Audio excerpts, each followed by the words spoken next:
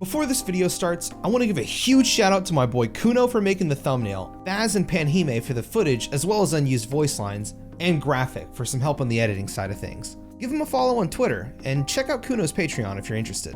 I also just launched my own Patreon, so if you're interested, I have a podcast at $5 where I talk about upcoming projects, games, anime, the good stuff. This goes without saying, but if you haven't finished Persona 5 Royal, I'm going to be spoiling a lot of the game. Video games are my favorite medium for storytelling. I've always loved how developers can use in-game mechanics to weave a narrative to the player. You just don't see that kind of thing in movies or TV shows. What the fuck is Netflix? Seriously, what does that mean? That direct connection to the world you're interacting with is something I wouldn't change for anything. However, I think most people will agree that there are very few, if any, video games that approach the masterclass of stories and drama from film.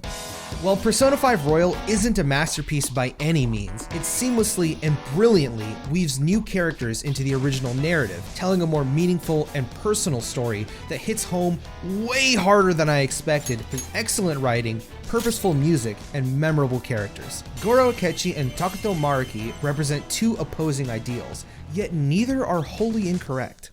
One would tell you that even if it's painful to be proud of yourself and live life without regrets, not beneath a mask, while the other asks, why do you have to suffer to be happy? Don't sleep through dreams that can come true. Okay, buddy, calm down there. You're not Dr. Maruki, you're overweight and depressed. I know! It's showtime! This has been one of the hardest videos for me to write. Originally, this was supposed to be your standard review comparing the original game to Royal, but Persona is very near and dear to my heart. It's one of the few series that actually made me sit back and think about life, as sad as that sounds. Characters like Futaba that I relate with on a personal level, the journey through life and overcoming the fear of death in Persona 3. Royal once again tackles something all of us have and continue to deal with to this day: pain and suffering. Hey, if I'm gonna be talking out of my ass, I might as well try and sound like I know what I'm talking about. Also, while I understand I probably don't have to do this, I'm gonna lay the groundwork for the characters that inspired this video. Oh, you must be Wakaba Ishiki's. What'll it be? I'll have whatever you recommend. Coming right up. It seems I'm unwelcome no matter where I go.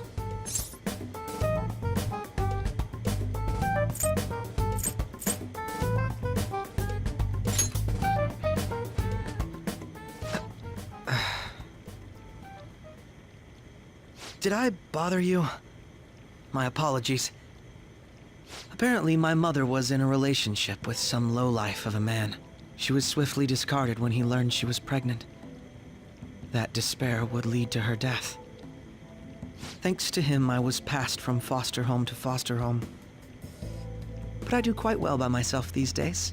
In the original Persona 5, you only saw small glimpses of the trauma Akechi endured in his upbringing. An illegitimate child abandoned by his father, loved by a mother who unfortunately took her own life. It's an interesting premise, however, with the auto level up social link, you never get to see exactly who's behind the facade of this princely, happy pancake boy, making his death not feel as impactful as it could have been. ATLUS redeemed our boy the best way possible by not redeeming him.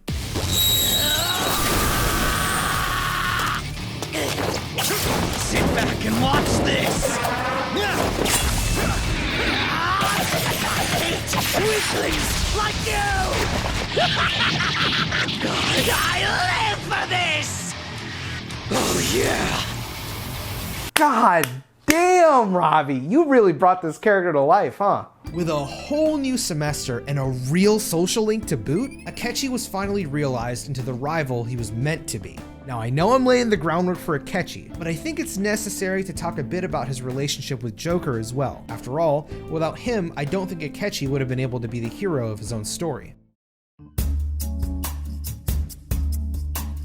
This is the first time you're introduced to the Jazz Club, one of the new features added in Royal. What I didn't realize the first time I played this game is the significance of this song, and how it plays into Akechi's story going into Shido's palace, while also laying out the kind of guy he is and the ideals he stands for heading into the third semester. I won't go over the full song, but even the first verse begins with this moment in time.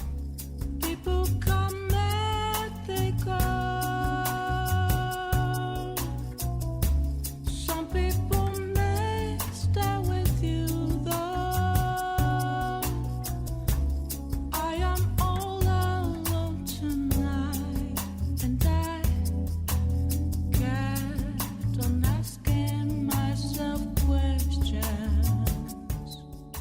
This is Akechi right here in the jazz club. While Joker is there with him, he isn't being true to himself about who he is, making him alone. Yet his friendship with him makes him question himself. Remember, Joker for Akechi is like looking into a mirror, except where their paths diverged, one got the help and bonds of people around him, while the other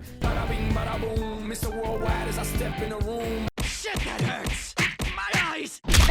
spent 2 years with Shido, destroying his mental and essentially blocking out his own ability to think for himself. Until coming across Joker, at least. I encourage you to read the rest of the lyrics on your own time, because it's hella interesting to see where all the dots connect. Although, if you love Shuake, you're probably salivating right now. Coming right off Akechi joking about killing Joker, the two of them head into a bathhouse where Goro elaborates on his past a bit more. His mother worked at a nightclub as a sex worker, and when she'd bring men home, she'd send him off to a bathhouse. You'd think that's fucked up, but she did whatever she had to in order to raise and support him financially. While Akechi understood that, it only fueled his hatred for his father. In contrast, they have a contest on who could stay in the heat longer like real homies. I think this was the point where Akechi began to ask himself if he could kill Joker, the only person he's ever managed to connect with. If he doesn't kill him, then his whole reason for living at this point in time is diminished. It's childish and really stupid, to be honest with you, but only further shows how much of a puppet he was to Shido. We're talking about a kid who was tossed around foster home to foster home and abandoned by every single one. I wouldn't be surprised if he felt good having someone rely on him for once. At the same time, it's wholesome to see that deep down, he still enjoys Joker's company through competition.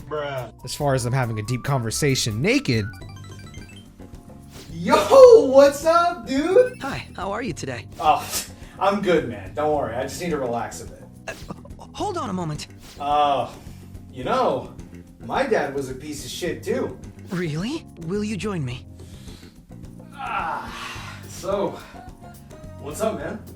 Do you wish to reform society? I should be dead. In what is probably my favorite rank up in the whole game, Akechi asks Joker to duel him, ending with him losing and building the rivalry to its climax. Two victims of adults who unfairly impacted their lives, coming together despite going down two different roads, only to beat the living shit out of each other, and then... I hate you.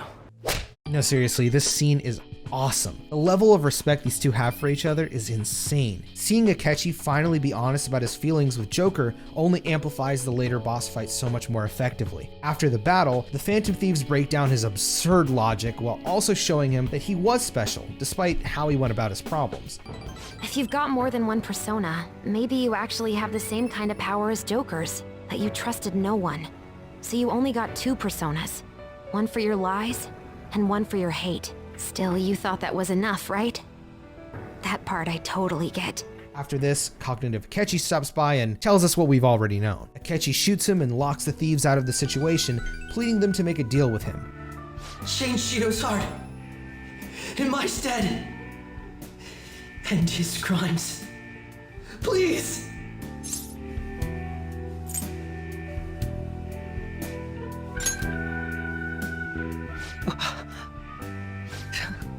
After all this, that's what you have to say. Seriously, you really are. Akechi accepted that there is someone out there who gave a shit about his life, and realizing everything that had happened, he finally made a decision for himself to save a friend of his own volition. This choice sets him up for the third semester perfectly, brought back against his will to live a life for another. That isn't what he wanted. That's not what he sacrificed himself for. My man went through an entire life full of lies and manipulation, only to be another man's puppet just to satisfy the idea of an ideal world. But it's through those factors that allows Akechi to shine and become the hero he always wanted to be. Goro Akechi, in a way, is a symbol of boundless, terrifying freedom. Despite being neglected, abandoned, betrayed, and manipulated by damn near everyone, a life that isn't earned through his own means isn't real. I will carve my own path for myself. I refuse to accept a reality concocted by someone else, stuck under their control for the rest of my days.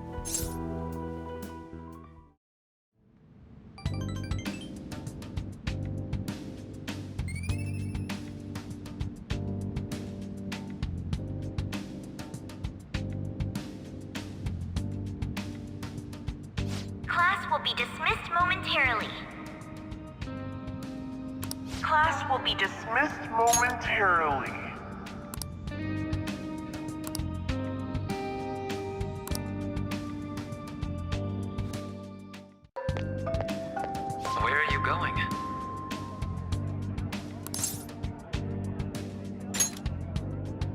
home.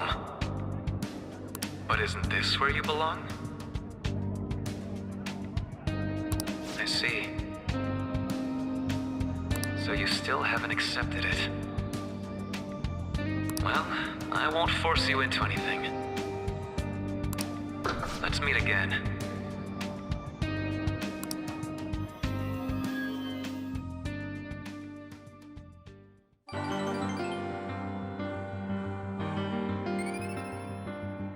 Royal uses elements of the original Persona 5 to knit together one of the best antagonists in the series, a gentle madman who only wants to bring peace to the world. Dr. Takuto Maruki explores the idea of peace by asking questions like, what is the ideal world? One without suffering? Then why should I suffer through the pain that the real one brings? Am I really running away if I can't stomach what happened to me?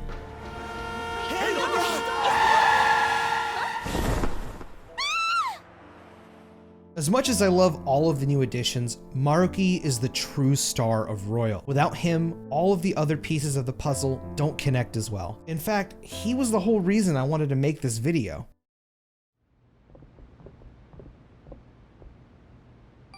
It's nice to meet you all. Whoa, his voice is sexy. My name is... Huh?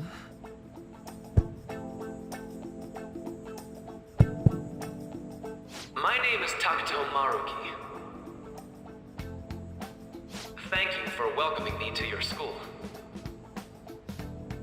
Right from the beginning where he's introduced, this goofball is banging his head against the mic, stuttering his words, stop fucking stuttering, and bribing students with snacks. Hey, don't fall for that! Every time you get the chance to meet up with Maruki, I can't help but smile. His presence is made known throughout the whole game, starting right after the Kamoshida arc. And it makes sense too. A lot of the students just went through some really bad shit. Having a counselor come in to help struggling kids was a fantastic idea, and each session that he has with a Phantom Thief feels meaningful, which makes it all the more difficult to take him down at the end of the game. Just like with Akechi, if I'm gonna lay the groundwork down for my boy, I'll need to touch on some characters, those being Rumi and Sumire. Maruki gave up everything in order to actualize a world where everyone could be happy. Much like your party, he awakened to his persona through his will to rebel and overcome the problems presented to him. In this case, it was Rumi, his ex-girlfriend. Before they could get married, Rumi's parents were killed in a home invasion, which they both had to witness, putting her into a catatonic depression. No, please don't go! During one of Maruki's many visits, he brought up the research paper that he's been working on that would supposedly be able to stop crime all over the world through cognitive science. Quickly realizing that stopping crimes just isn't gonna bring back what she lost, the only way to fix this would be for her to be set free from the trauma that she's been going through. Takuto, please, stop this. I want to forget. Forget? I wish I could do something to... Maruki's awakening is uncomfortable as fuck. I feel terrible for him losing the love of his life considering her memories were rewritten, but I can also understand where he's coming from. Choosing to leave and never speak with her again so that she can be happy, being around her is only going to increase the chance that she remembers him. Isn't it better for her to live her life free from what happened, even if it is a lie? This was the moment that led Maruki to push for his research until the funding was cut, thanks to Shido yoinking everything for himself. So of course, he'd have to take things into his own hands. Rumi, I swear I'm going to do it. I have the power now. It cost me my life with you. So I'm going to rescue everyone from their pain. I don't care how long it takes me. It's going to happen. So, you're Sumire Yoshizawa, huh? I'm Dr. Maruki. I'll be your counselor. Sumire, in many ways, was Maruki's first experiment, and not in a harmful way or anything, but she's the only constant factor in regards to seeing the effects of someone living the life they want to live throughout the whole game. In what is such an eerie scene for me to look back on, Maruki slowly but surely figures out the root issue that's weighing Sumire down. Sumire grew up in the shadow of her sister Kasumi and blames herself for her death. Camera pans from one side to the other as Sumire puts a bow in her hair and boom, Kasumi Yoshizawa. All right. I'm not sure how to put it, but I feel like I've been reborn all over again. Yet no matter how convinced she is, she'll never be Kasumi the same way Kasumi can never be Sumire. And you can see that in her social link. During the first 5 ranks of her social link, she opens up about her depression. She can't move like she used to, as if it isn't her own body. After she encounters Dr. Maruki within the ideal world and realizes what's happened, she breaks down. No. You're not serious, right? Please, I'm begging you, Senpai. Please let me live as Kasumi. But why? This pain is too much. Why can't I just leave it behind me? Kasumi is gone forever, and it's all Sumire's fault. I can't live that kind of life. It's true that I turned my back on the original reality. But where's the harm in that? When it grows to be too much, too painful, every person deserves to escape that. In all honesty, it's best for a person's growth when they tackle their own hardships. But reality doesn't always make that so feasible. No matter how much you try, or work for so long, the smallest injustice can wipe it all out, leave you with nothing. Don't you, of all people, understand that? There are some hardships even in real life that will destroy your mental health, and in turn, your perception of reality. Sumire as a character serves this ideology really well, while also showing the player that facing your hardships is growth as a human. But then you look at the other thieves and you see Futaba finally being with her mother again, Haru working on opening a store with her father. My boy Ryuji is fucking running again. It's heartbreaking to rip these dreams away. Remember, Maruki's actualization is bringing these people back to life, or more accurately, they never died to begin with. In a way, you're making the choice to kill them, and they have to live with the choice of allowing them to die a second time. Even the NPCs have their lives bettered by this. For example, there's a young girl and their mother with a dog in Yongenjaya. Throughout the game, the dog grows sicker and sicker until he eventually passes away. In Maruki's reality, the dog survives and the family is happy again. I promise, every person alive will be happy in the world I create. So, let me ask you the same. After really considering every option, do you have any doubts about your views?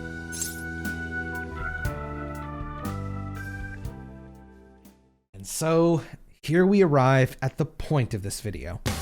Now, I'm sure some of you will just call me a loser for relating to a video game, and that's fine, but I can't deny that the Persona series as a whole has helped me in so many ways. I've mentioned the story a bit on my stream, but not in its entirety. Growing up, I had an extremely abusive father. In fact, my earliest memory of him was literally just him verbally and physically abusing my mother. He set a lot of standards that I needed to be, especially as the oldest sibling. Otherwise, I'm leading a bad example for my younger brother. Damn brat. When am I gonna play a real instrument? When am I gonna read a real book? When am I gonna get off the damn computer? What the hell? Whenever I came home from middle school, I'd come home to my dad yelling at my family and then calling me a dumb pufferfish. It's cause I'm fat. As time went on, we had a large fight that ended with him selling our home without giving my mom a chance to find a new place for us to live. Luckily, we found somewhere to stay. It was a dump, but we were alive, right? Then I had my own stubbornness. My dream was to be a YouTuber. Don't throw your life into this, by the way. Do it as a hobby if you have the same dream. I refused to get a job, and we were getting close to eviction. Never once was I willing to admit that I was wrong. Hell, I was an asshole who'd take my anger out on my friends at one point over a shitty video game just because I couldn't deal with the stress of what was going on in my life. We had no water, so I was taking my shits in plastic bags and tossing them in the trash outside. We would piss in empty orange juice jugs and dump them in the backyard. It was the absolute lowest point of my life. Maybe I'm stupid for theorizing shit like this, but I really don't know how I would have reacted if I had the option to leave the life I was leading at the time. When you're suffering, it feels like you'll never get out of it, and Royal plays with that feeling really well. Obviously, I'm happier now and proud of what I've accomplished in terms of Mo's channel, but there's no way I would have known the future of my life. Actually, that reminds me. There's a part in the 3rd semester during one of your group chats with the others, and Yusuke mentions that one of his fellow artists no longer works in the medium, later clarifying that their history as a painter just doesn't exist anymore. Instead, they're now an archer, and they're really good at it. Akechi ends up surmising that this was most likely a judgment call by Maruki. He probably concluded that the arts were just generating suffering for them. I suppose he thought this would be a superior path. I'll tell you right now, my dream of being a full-time content creator stresses me the fuck out. I do get pretty sad and my mind gets messy, but this is still my dream. It isn't someone else's choice to decide what will make me a happier person, even if I'd never realize it.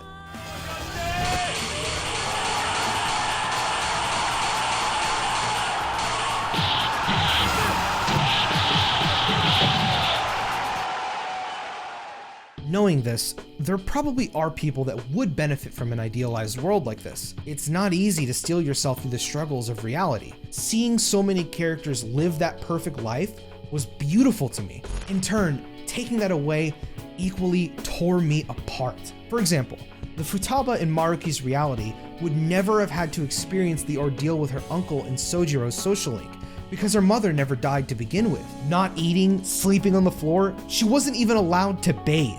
That's horrifyingly disgusting. Even so, seeing her overcome her trauma, no matter how deep it cut, is real growth as a person. Then you have Akechi, the one other person than Joker, and this hobo, who were able to see past this false reality. Aware of the fact that he'll die if they destroy this world, he stands firm. His whole life was a cesspool of manipulation and lies. Just because this reality is a happy world doesn't change that the means to the end is still the same. Akechi doesn't want your compassion. He knows what he's done is wrong. Running away from that is cowardly, and I respect the fuck out of that. If I lived regretting every dumb choice I made, I'd be stuck. So I accepted my faults. I made things right where I needed to, and I chose to go into tomorrow with not fear, but pride. After all, I can only be me.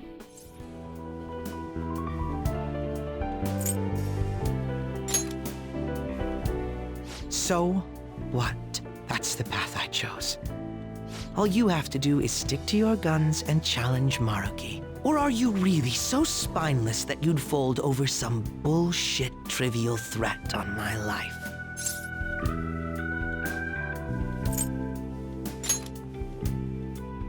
Oh, but it is simple. Do you think I'd be happy with this? Being shown mercy now, of all times. I don't want to be pitied. This isn't something I'm debating with you. Your indecisiveness on the matter is essentially a betrayal of my wishes. I want to hear you say it aloud. What do you intend to do?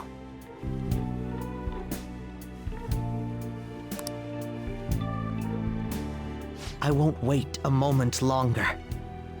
Answer me.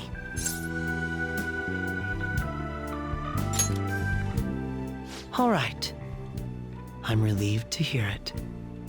I will never accept this form of reality. I'm done being manipulated. Let's go back to our true reality.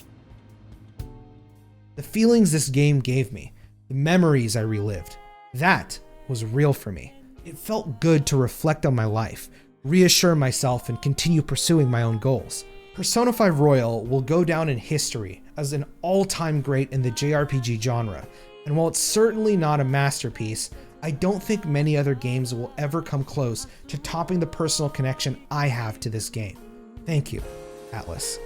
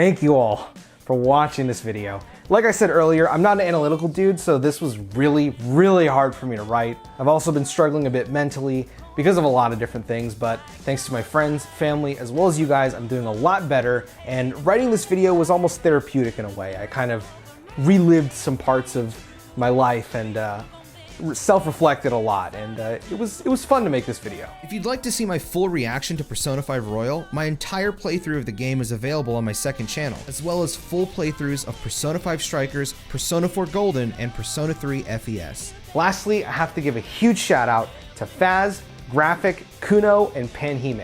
Kuno, the thumbnail looks fucking incredible, my man. You took what was in my head and put it on paper, and I still can't fucking believe it. Check out Kuno's Patreon because my dude went so fucking hard, but I probably backed him up like 7 years, so help my man out. He needs some money, he's struggling, he's an artist. You know how it goes out here. I've also got a Patreon of my own. At the $5 tier, you'll get exclusive access to a Patreon-only podcast called Showtime, where I talk about project updates, what I've been playing, what I've been watching, and all that jazz. Leave a like if you enjoyed, leave a dislike if you didn't. God bless you all, and I told you, I'm not a phantom. I'm in your face.